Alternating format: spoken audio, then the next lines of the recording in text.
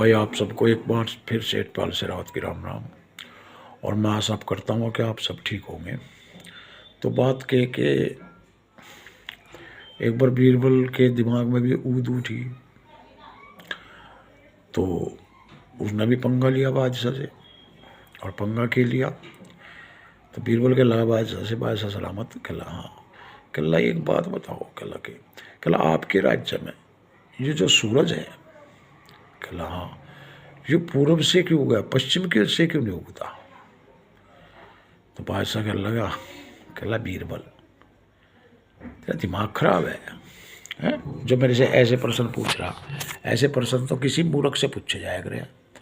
तो बीरबल कहने लगा, बादशाह सलामत, इसीलिए तो आपसे पूछा है। तो बादशाह अपनी बातों में फंसकर निरुत्तर होकर चुपचाप नाड़ नीचे करके बैठ गया। तो एक बार इसी तरह से एक फारस के बादशाह यानी कि फ्रांस के बादशाह का लेटर आया अकबर के यहाँ, और उस लेटर में लिखा था कि भाई आप जो है बीरबल को मेरे यहाँ भेज दें। मैंने उसकी बहुत प्रशंसा सुनी है और मैं उसका जो है टेस्ट लेना चाहता हूँ। अब जो है लेटर अकबर को मिला, अकबर ने लेटर पढ़ा और लेटर पढ़ के बीरबल को जो है हुक्म दे दिया कि भाई आप फारस जाइए, फ्रांस। तो बीरबल शुभ मुहूर्त देख के यात्रा शुरू कर दी और बीरबल जो है फ्रांस पहुंच गया जी। फ्रांस पहुंच गया तो वहाँ के बादशाह ने बीरबल का बड़ा स्वागत किया, आदर भाव किया और भाई खातिरदारी करी। अगले दिन दरबार लगा तो दरबार में जो है जो फारस का बादशाह था वो गद्दी में बैठा, बीरबल भी अपनी स्थान पर बैठा। तो फारस का बादशाह कहने लगा, भाई बीरबल, कहला हाँ, हमने आपकी बहुत प्रशंसा सुनी है। कहला जी मैं प्रशंसा लायक कहाँ हूँ, ये तो जो है कुदरत की मेहर है बस।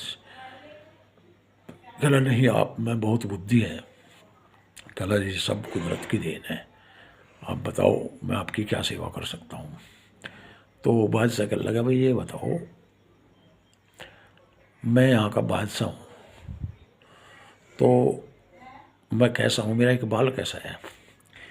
कहला जी आपका इकबाल तो सच्ची बताऊँ। कहला हाँ बोलो। आप तो बादशाहों में पूर्णमासी के चंदा हैं। कहला मतलब, कहला जैसे मतलब कि और बादशाह जो आपके सामने हैं वे आसमान के तारे हैं और आप जो है आसमान के पूर्णमासी के चांद हैं। बादशाह इतनी सुनते ही खुश हो गया और भाई बीरबल को जो है गले में से उतार के मोतियों की माला और भाई बीरबल के गले में पहरा दी और भाई बहुत सारा इनाम दिया। तो अब जो है कुछ देर बाद में फिर जो फ्रांस का बादशाह फिर कहने लगा, कहला भाई बीरबल एक बात और बताओ। कहला जी हाँ बोलो। कहला हमारे मुकाबले अकबर कैसे हैं। कहला हमारे बादशाह सलामत। कहला हाँ। कहला हमारे बादशाह सलामत हैं दूज का चांद। कहला अच्छा। कहला हाँ। कहला भाई तो दूज का चांद है और आप पूर्णमासी का चांद हो, तो उनकी और आपकी क्या तुलना हो सकती है। बादशाह और खुश हुआ और इनाम दिया। अब भाई जो दरबारी थे वहाँ के वो उन्होंने जो अकबर को मानते थे उन्होंने जो बीरबल की बहुत सारी बात अकबर तक पहुँचा दी पहले ही। अब अकबर वहाँ से बीरबल वहाँ से जो चल गए और भाई दिल्ली आ गया। अब दिल्ली दरबार में गया तो अकबर पहले ही जान गया था उसकी भाई बुद्धिमत्ता क्या है क्या नहीं है, कैसा जवाब देगा।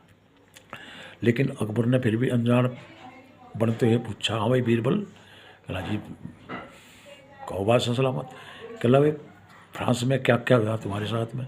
कहला जी उसको होता क्या, उन्होंने सवाल पूछे मैंने जवाब दे दिए। कहला कैसे सवाल पूछे। कहला उन्होंने पूछा कि भाई जो है क्या नाम मेरी हैसियत क्या है बादशाहों में, तो मैंने कह दिया भाई पूर्णमासी के चंदा की।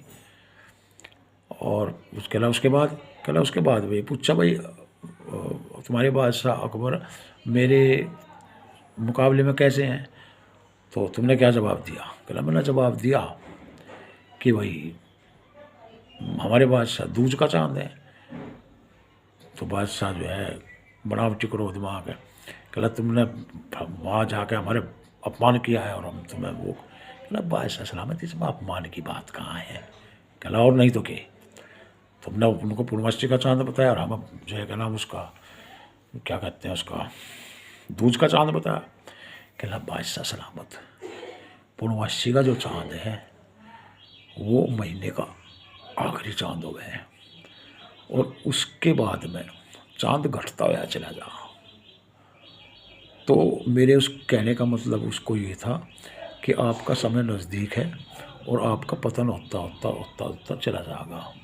अब रही दूज के चांद की बात, तो दूज का चांद जो है चढ़ते महीने में आता है और चांद की जो है कला सवाई होती होती चली जाती है जैसे जैसे दिन बढ़ते हैं।